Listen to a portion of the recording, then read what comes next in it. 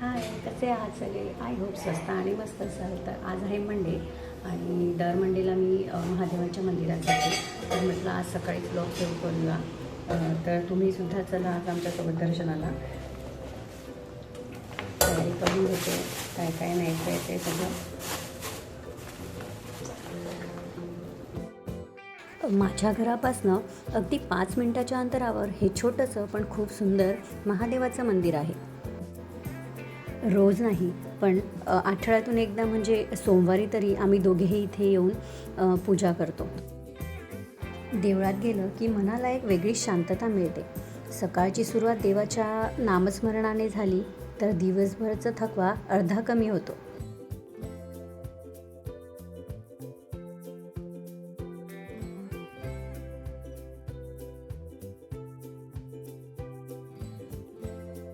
मंदिरातून येताना पालक आणि बटाटे आणले.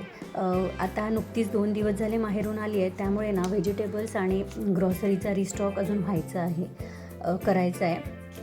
तर मग येताना बटाटे घेऊन आली आहे, कारण आज सुकी बटाट्याची भाजी, वरण भात आणि चपाती असा अगदी साधा बेत जेवणाचा मी बनवला आहे.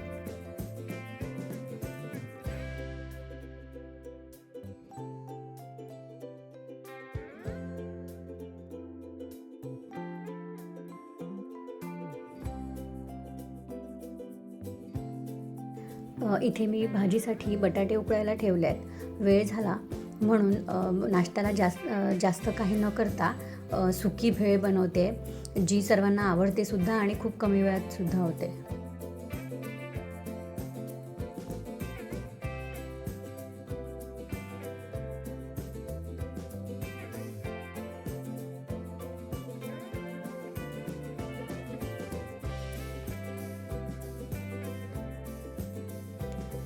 बाईचं आयुष्य म्हणजे अलार्म वाजायच्या आधी सुरू होणारं रुटीन.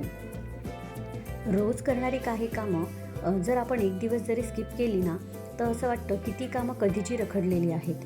जसं की मी डस्टिंग रोज करते, पण एक दिवस जरी ते स्किप केलं ना, तर असं वाटतं की बापरे, आठवडा झाला आहे आपण डस्टिंग केली नाही, इतकी धूळ जमा होते. म्हणून म्हटलं की हे जी कामं आहेत ना, ही रोज करायचीच. कारण घर नीटनेटकं असलं, स्वच्छ सुंदर असलं ना, तर आपला दिवससुद्धा सुंदर जातो.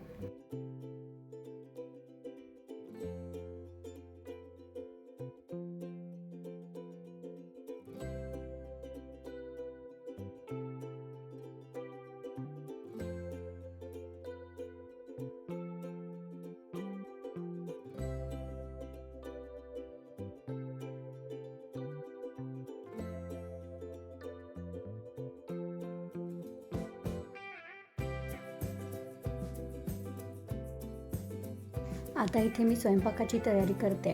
तर म्हटलं चला सुरुवातीला वरण भात आधी लावून देते.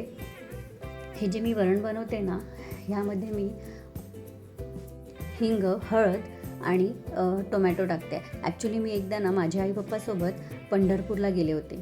तर आम्ही ज्यांच्याकडे गेलो होतो ना, त्या काकूंनी असं वरण बनवलं होतं. ते इतकं टेस्टी होतं ना, की तेव्हापासून मला ते वरण इतकं आवडायला लागलं की मी आता जसं रोज वरण बनवते हे असंच बनवते. तुम्हीसुद्धा हे असं वरण ना एकदा नक्की बनवून बघा. बघा इतकं चविष्ट लागतं ना. आणि ह्या वरणाला नंतर तडका द्यायचीही म्हणजे गरज नाही आहे. जर तुम्ही असं साधं वरण खात असाल ना, तर ते असंही छान लागतं. जर गरम गरम वरण भात आणि तूप घेतलं ना, तर इतकं अप्रतिम लागतं ना की काय सांगू.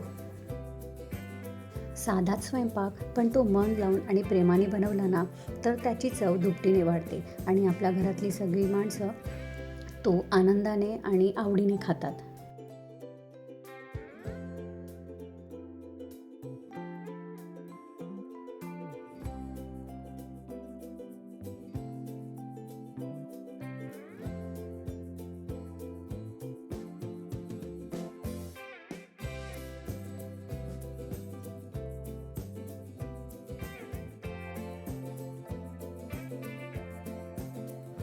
रोजची सकाळ जवळपास सारखीच असते, पण प्रत्येक दिवस काहीतरी नवीन अनुभव देऊन जातो.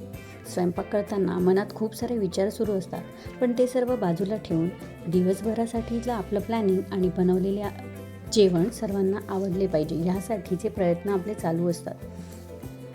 घरासाठी केलेल्या छोट्या छोट्या गोष्टींची किंमत कदाचित शब्दात सांगता येणार नाही, पण त्याच मोमेंटने आयुष्य सुंदर बनतं. आजचा ब्लॉग कसा वाटला ते नक्की सांगा. आवडला असेल तर लाईक करा आणि सबस्क्राईब करा. भेटूया नेक्स्ट ब्लॉगमध्ये. See you.